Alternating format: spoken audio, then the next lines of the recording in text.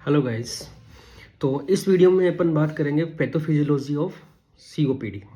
Pathophysiology of COPD means what are the effects of COPD on the body, on the airways, on the parenchyma, on the vessels. ठीक है, क्योंकि मैंने आपको पहले ही बताया कि सीओपीडी है वो ऐसी बीमारी है जो एयरवे, पेरेन्काइमा और इवन पल्मोनरी वेस्कुलेचर को भी अफेक्ट कर रही है। ठीक है, अस्थमा खाली एयरवे को मेनली इफेक्ट करता है। ठीक है, चलिए तो सबसे पहले अपन बात करेंगे air flow obstruction and gas trapping. Pathophysiology के अंदर सबसे पहला पॉइंट आप लिख सकते हैं air flow obstruction and gas trapping. ठीक है, तो ये क्यों होता है? ठीक है, तो this is due to mixture of small airway disease. इसका मतलब क्या हुआ, यहाँ पे एयरवे रेजिस्टेंस बढ़ जाता है, increase airway resistance. So air flow obstruction and gas trapping is the mixture of small airway disease and parenchymal destruction.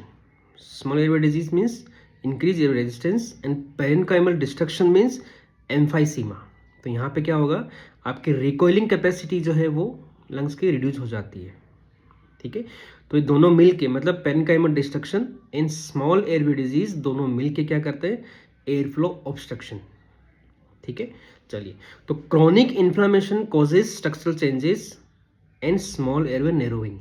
ठीक है, तो यहाँ पे मैंने बताया, जो आपको पैथोबायोलॉजी में मैंने बताया था कि क्रॉनिक इन्फ्लामेशन कैसे होता है। जब एजेंट्स आते रहते हैं, जैसे कोई स्मोकिंग कर रहा है या बायोमास फ्यूल से एक्सपोजर है ना, तो उस कारण से क्या होता है साइटोकाइंस रिलीज होते हैं जो क्रोनिक इन्फ्लामेशन को बनाए रखते हैं।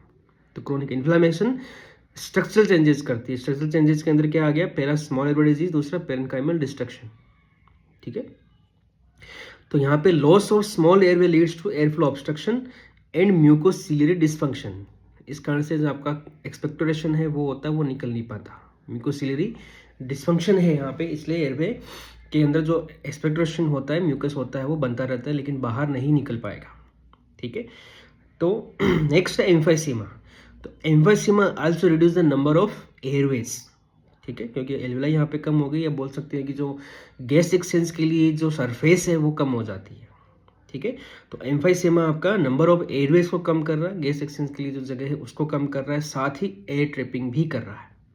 ठीक है, तो collectively these changes limit the capacity of lung during forced expiration. जो एम्प्टिंग कैपेसिटी है लंग की ड्यूरिंग फोर्स्ड एक्सपिरेशन, मतलब पेशेंट ने इनहेल किया लेकिन एम्फाइसीमा अंदर है, गैस ट्रैपिंग हो गई, साथ में स्मॉल एयरवे डिजीज है उस कारण से, और साथ में म्यूकस सिक्रेशन भी है, वो नहीं निकल पा रहा, उस कारण से ऑब्स्ट्रक्शन हो गया। तो जब एयर बाहर निकल रही होती है, बोल सकते हैं कि emptying capacity of the lung है वो कम हो जाती है। ठीक है, इसको अपन क्या बोलेंगे, ऑब्स्ट्रक्टिव एयरवे डिजीज। तो यहाँ पे ऑब्स्ट्रक्शन हो गया, तो एयरवे ऑब्स्ट्रक्शन हो गया, साथ ही गैस ट्रैपिंग भी यहाँ पे होती है। तो साथ में FeV1 एंड FeV1/FeC रेशियो है वो भी यहाँ पे कम हो जाता है। FeV1 कम क्यों होगा, क्योंकि मैंने बोला emptying capacity of the lung कम हो गई, तो फर्स्ट सेकेंड में जो एक्सपिरेटरी जो फ्लो है वो उसकी जो अमाउंट है वो कम हो जाता है। ठीक है, और FeC भी यहाँ पे कम होगा, FeV1 कम होगा, FeC भी यहाँ पे कम होता है, लेकिन ज़्यादा कम कौन होता है, FeV1। ठीक है, तो FeV1 ज़्यादा कम होता है, इसलिए यहाँ पे रेशियो है वो कम हो जाता है। ठीक है, नेक्स्ट है हाइपर इन्फ्लेशन। यहाँ पर एम्फाइसीमा वापस लगभग सेम से ही होता है। तो बुल्ला जो फॉर्मेशन होता है उसको अपन ने क्या बोला, हाइपर इन्फ्लेशन बोला। एम्फाइसीमा तो सेंट्रीसिनर भी तो होता है। ठीक है, जो पेन एसिनर एम्फाइसीमा है उसको आप हाइपर इन्फ्लेशन भी बोल सकते हो और बुल्ला भी बोल सकते हो। तो gas volume in lung is increase compare to normal value at the end of expiration. मतलब क्या हुआ, एंड ऑफ एक्सपिरेशन जो रेजिडुअल वॉल्यूम लंग के अंदर है उससे ज़्यादा वॉल्यूम अब रह जा रहा है, मतलब गैस ट्रैपिंग हो गई, इस कारण से हाइपर इन्फ्लेटेड लंग हो गए यहाँ पे। ठीक है, तो bad effect of hyper inflation क्या क्या होता है, पहला डिस्निया। ठीक है, क्यों, क्योंकि वीक्यू मिसमैचिंग यहाँ पे हो जाती है, डिस्निया हो जाता है। ठीक है, और इम्पेयर्ड एक्सरसाइज टॉलरेंस यहाँ पे आपकी इम्पेयर हो जाएगी। Increase hospitalisation. ठीक है, बार बार इन्फेक्शन होता है, बार बार जो एग्जिसर्बेशन में पेशेंट जाता है, हॉस्पिटलाइजेशन इंक्रीज हो जाते हैं। Development of respiratory failure and increase mortality. तो हाइपर इन्फ्लेशन मतलब क्या हुआ, gas volume in the lung is increase compare to normal value at the end of expiration. Expiration के टाइम पे जो वॉल्यूम ज़्यादा है मतलब वो हाइपर इन्फ्लेटेड लंग्स है, ठीक है। तो यहाँ पे हाइपर इन्फ्लेशन दो तरह का होता है, एक होता है स्टैटिक और एक होता है डायनामिक। इसको समझना थोड़ा सा। स्टैटिक मतलब जो फिक्स है, ठीक है। तो इवन एट द रेस्ट, मतलब नॉर्मल टाइडल वॉल्यूम है, एट द रेस्ट अपन बात कर रहे हैं, नॉर्मल बंदा सांस तो लेगा। स्टैटिक मतलब रुकना बिल्कुल नहीं होता, इसको कंफ्यूज मत होना, रुका हुआ नहीं। स्टैटिक मतलब जो नॉर्मल जो पर्सन जो है, या बोलेंगे ऑन द रेस्ट या एट द रेस्ट जो पर्सन है, उस टाइम जो ब्रीदिंग हो रही है उसको यहाँ पे क्या लिया, due to loss of elastic recoil because of emphysema. तो एम्फाइसीमा के कारण यहाँ पे इलास्टिक रिकॉइल लॉस हो गया, उस कारण से इवन नॉर्मल ब्रीदिंग और इवन एट रेस्ट भी यहाँ पे हाइपर इन्फ्लेशन होता रहता है। तो इसको बोलते हैं स्टैटिक हाइपर इन्फ्लेशन। दूसरा डायनामिक मतलब ड्यूरिंग एक्सरसाइज, तो as a result of airflow obstruction, ठीक है। तो यहाँ पे एयर फ्लो ऑब्स्ट्रक्शन है जो यहाँ पे हाइपर इन्फ्लेशन करवाता है। तो दोनों चीज़ें ही हाइपर इन्फ्लेशन करवा रही है। पहला एम्फाइसीमा जिससे लॉस ऑफ रिकॉइलिंग है, तो नॉर्मल जो ब्रीदिंग है उस टाइम पे इसको static type of hyper inflation बोला अपन ने। और डायनामिक किसको बोला, ड्यूरिंग एक्सरसाइज आपका जो एयर ऑब्स्ट्रक्शन है वो आपका ऐसा करवा रहा है।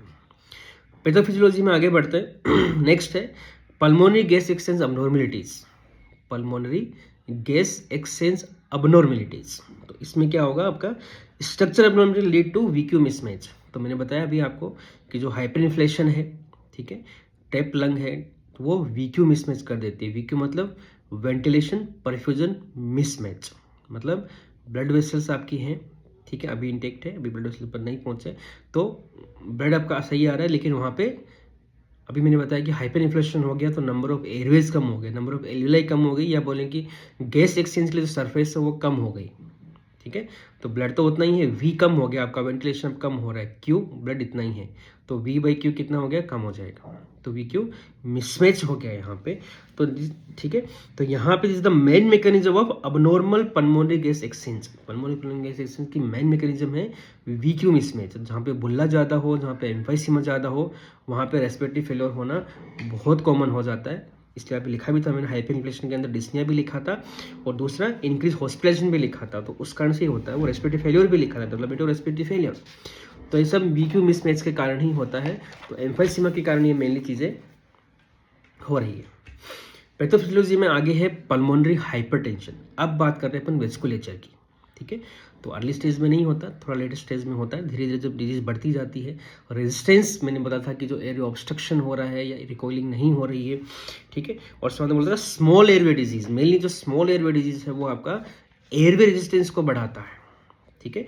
तो एयरवे रेजिस्टेंस के कारण ही यहाँ पे ऐसा होता है। देखिए समझिए इसमें क्या क्या होता है। तो पहला है इंटीमल हाइपरप्लेजिया, जो आपकी पल्मोनरी आर्टरी है उसका जो इंटीमा है उसके अंदर हाइपरप्लेजिया हो जाएगा, ठीक है। मतलब क्या हो जाएगा, जो जो मतलब डायलिटेशन है वो मतलब नॉर्मली नहीं हो पाएगा। आप बोल सकते हो कि जो ब्लड फ्लो है वो उतना नहीं हो पाएगा, जो नॉर्मल जो मतलब बोल सकते हैं कि कैपेसिटी होती है आर्टरी की वो कम हो जाती है। तो intimal hyperplasia, smooth muscle hypertrophy और प्लेजिया, ठीक है। इंटीमल जो मेम्ब्रेन है वो भी, और साथ में स्मूथ मसल हाइपरट्रोफी भी यहाँ पे हो जाती है। Plus inflammatory response in vessels lead to endothelial cell dysfunction, ठीक है। तो एजेंट्स आते हैं उसका से इन्फ्लेमेटरी रेस्पॉन्स मैंने बताया था कि जो पेरिफेरल वेसल्स है, पेरिफेरल ब्लड वेसल्स है, या लंग्स के अंदर भी बात करें जो ब्लड वेसल्स है, पल्मोनरी जो वेस्कुलेचर है उसके अंदर भी इन्फ्लेमेटरी सेल्स होती है, तो वो भी आपका एंडोथेलियम को डैमेज करती है, ठीक है। तो एंडोथेलियल डिस्फंक्शन भी यहाँ पे हो जाएगा। तो ये सब मिलके क्या करते हैं, pulmonary hypertension, intimal hyperplasia, smooth muscle hyperplasia और हाइपरट्रोफी, और तीसरा डिस्ट्रक्शन या dysfunction of endothelial cells, endothelial membrane leads to pulmonary hypertension, ठीक है।